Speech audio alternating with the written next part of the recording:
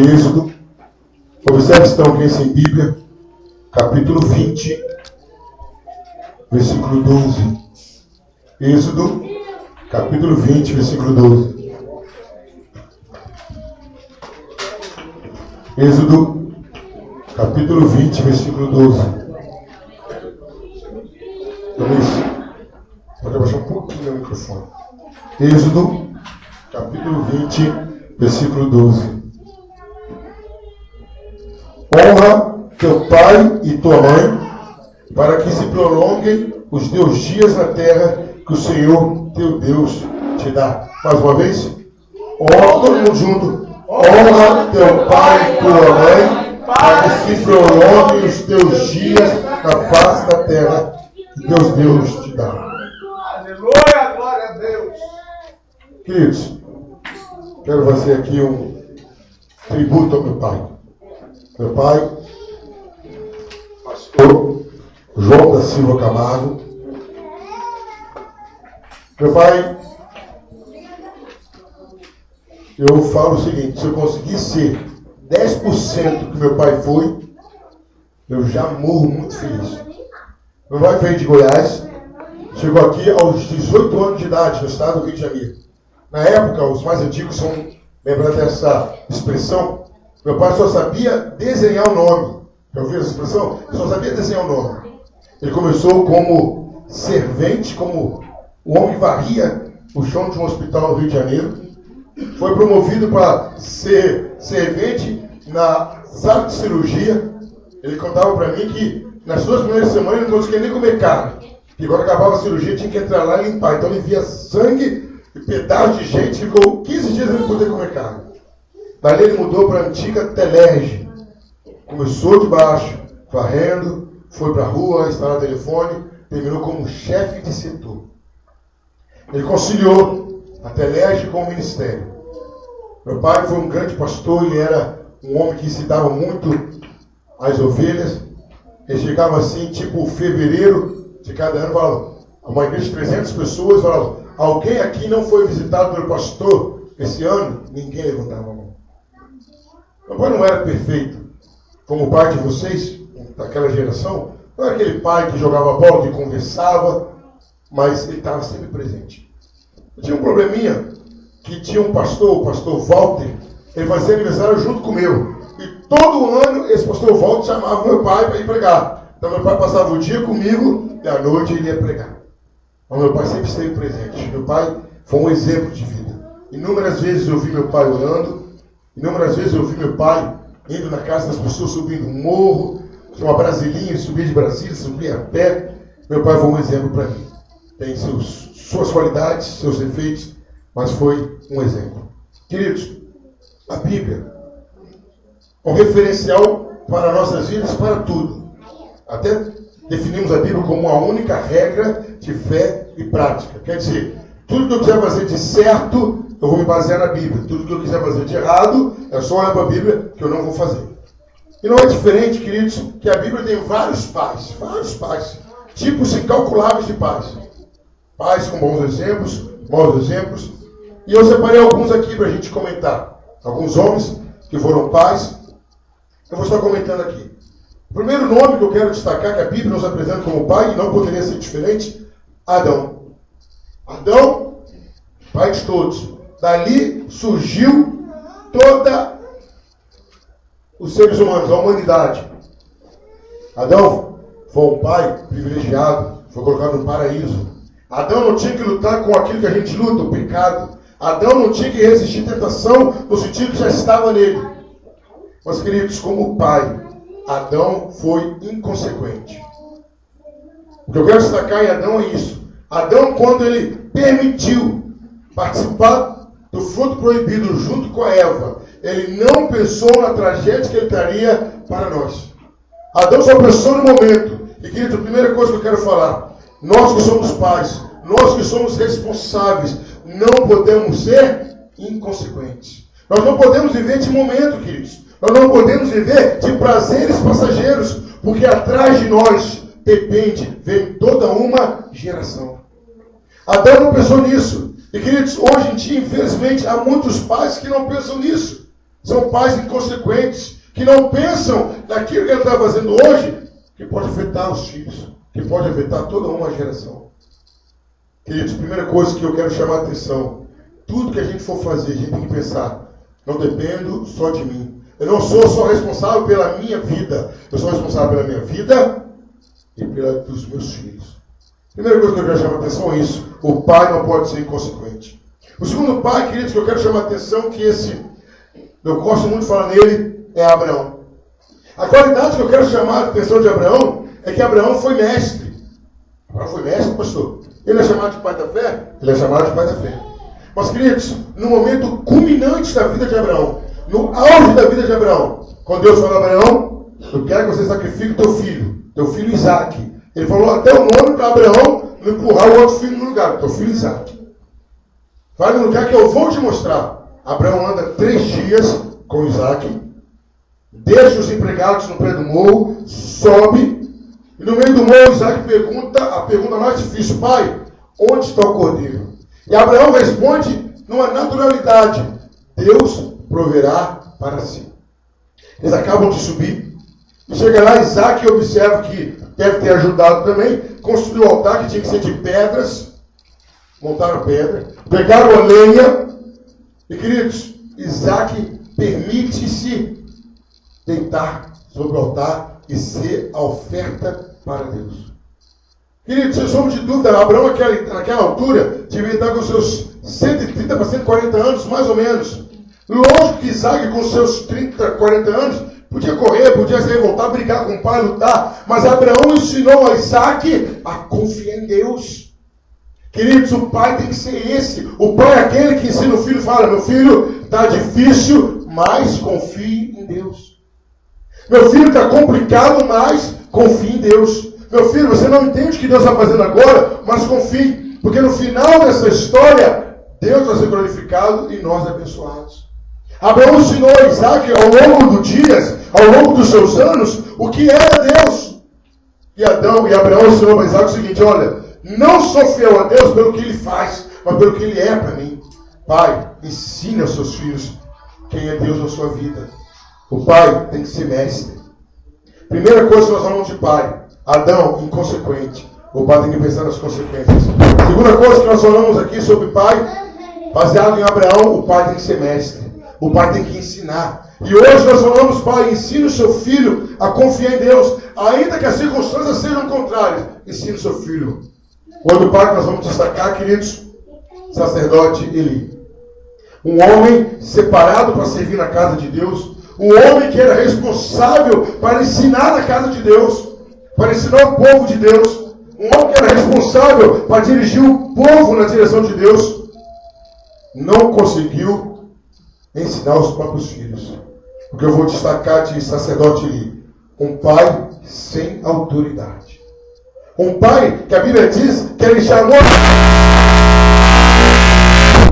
Um pai que diz que ele chamou a atenção dos filhos e os filhos não deram ouvido. Houve intervenção de Deus, houve, mas o pai não tinha autoridade. Queridos, o pai tem que ter autoridade. E a autoridade não é gritar, a autoridade não é bater, não. A autoridade é sim impor com respeito. Meu pai dizia que a autoridade você não impõe, você conquista. E, queridos, Eli não conseguiu se fazer entendido com a própria vida dele. A Bíblia deixa claro, queridos, que Eli participava dos erros dos filhos. Eli concordava com aquilo que os filhos faziam de errado. Os filhos roubavam carne na casa de Deus e Eli participava normalmente, sabendo de onde que vinha. Queridos, nós os pais não podemos concordar com aquilo que o mundo está empurrando com ela abaixo dos nossos filhos. Não podemos concordar, temos que ter autoridade. E aí, queridos, às vezes eu fico observando, antigamente, meu pai olhava e parava. As coisas mudaram, não mudou não. Não mudou não. E põe o ritmo que seu pai colocava que vai funcionar.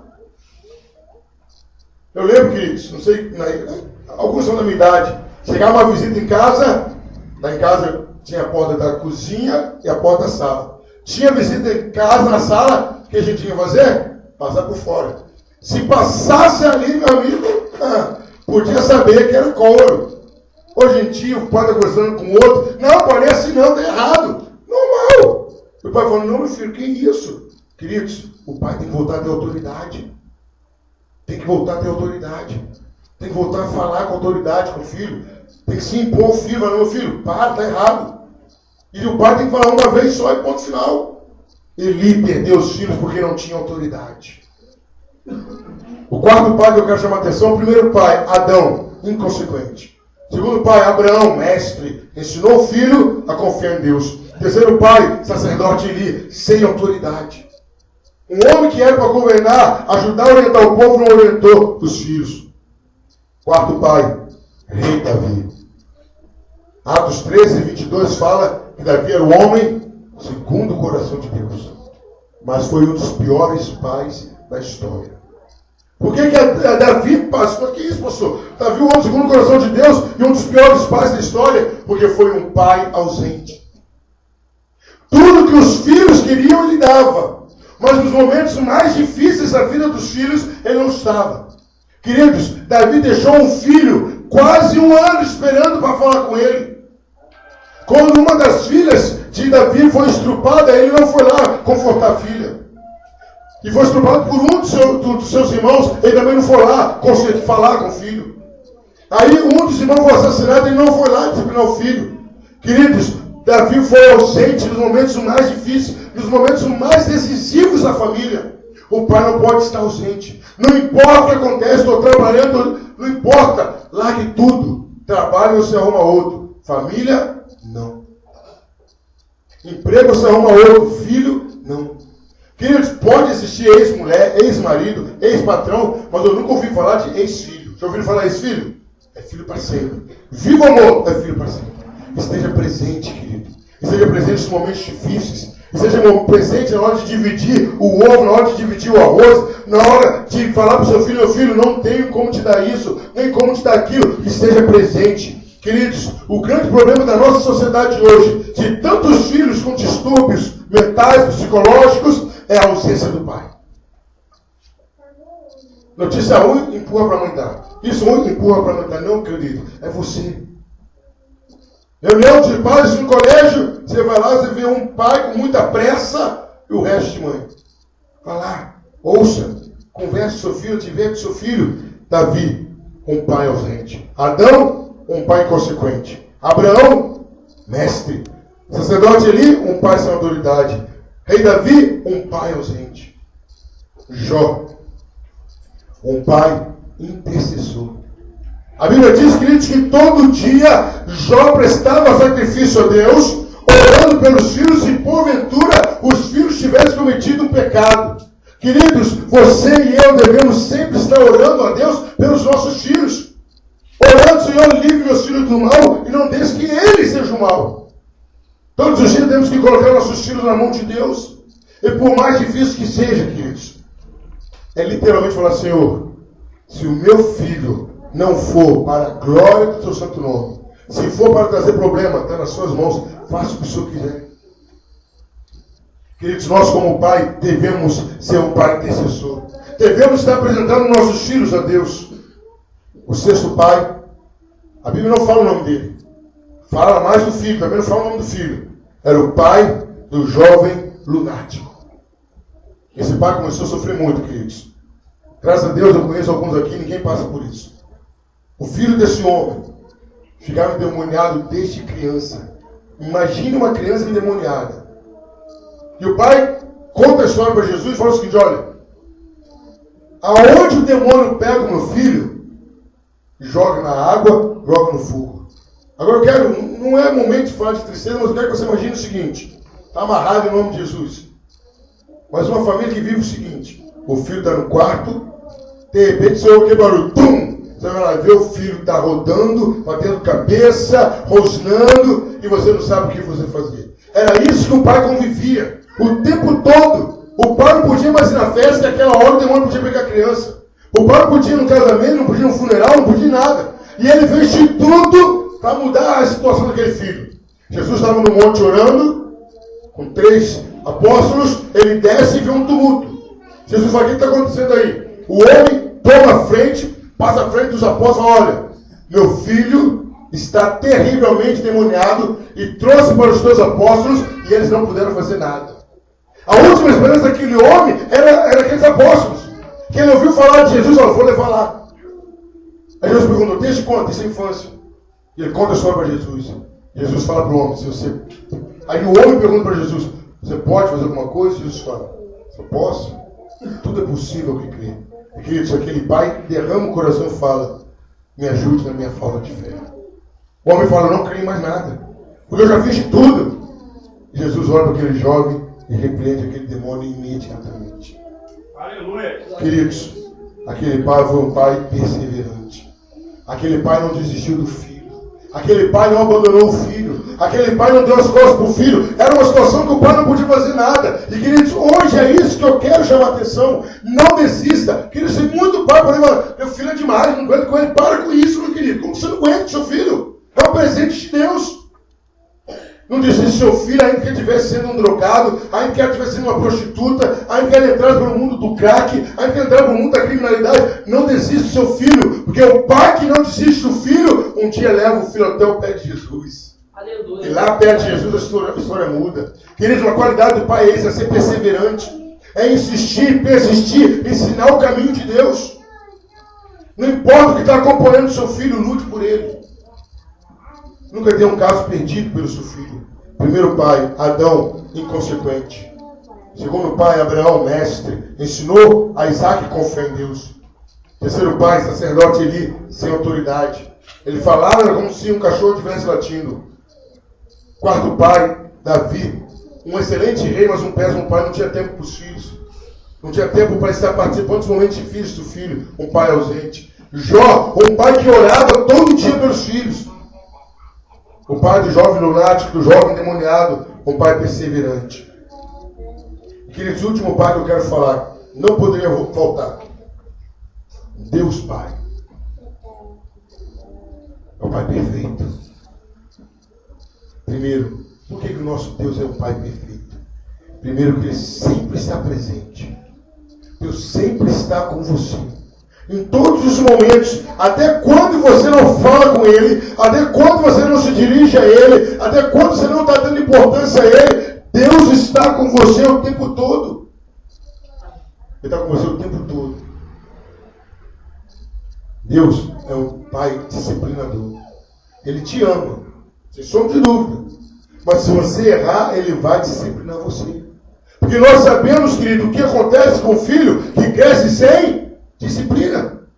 Nós sabemos qual é o fim dele. E Deus sabe, se Ele não te cobrar, se Ele não puxar a orelha, se Ele não te trouxer para dentro da palavra dele, se Ele não te corrigir, Ele sabe qual vai ser o seu fim. É passar uma eternidade longe dele. Ele não quer isso porque Ele é seu Pai. Ele te ama. É um Pai que disciplina. Ele diz isso na carta aos Hebreus. Qual é o Pai que ama, que não corrige o filho? Por Ele te amar, Ele vai te corrigir. É um Pai provedor. Deus não deixa faltar. Ainda, vou parafrasear um dos nossos oficiais, ainda que você não esteja comendo o que você gostaria, mas você está comendo. Você está comendo, meu querido. Não tem faltado. Não tem faltado mesmo. Deus tem providenciado. E Ele tira dos lugares que você menos espera. Aí Ele vem. Ele é Pai. Ele não deixa faltar. Ainda que você cruze seus braços, se desista, Ele vai providenciar. É um Pai que preserva também. É um Pai que cuida. É um Pai que não deixa que o mal tome conta de você. Estava conversando, Luiz, uma visita um dia desse. E às vezes a gente quer falar tanto com Deus sobre o que a gente precisa. Eu estava conversando com um dos nossos oficiais. E a gente começou a lembrar de algumas coisas que a gente não orou. Eu, por exemplo, nunca fui dormir e falei, Senhor, agora eu vou dormir. Não deixe que o meu pulmão pare. Eu nunca orei assim. E nunca parou, estou vivo até hoje. Eu descobri uma doença, uma bactéria chamada SARA. Não sei se já ouviu falar dessa bactéria. Queridos, ela é terrível. Ela petrifica o pulmão. O pulmão não faz mais isso e para.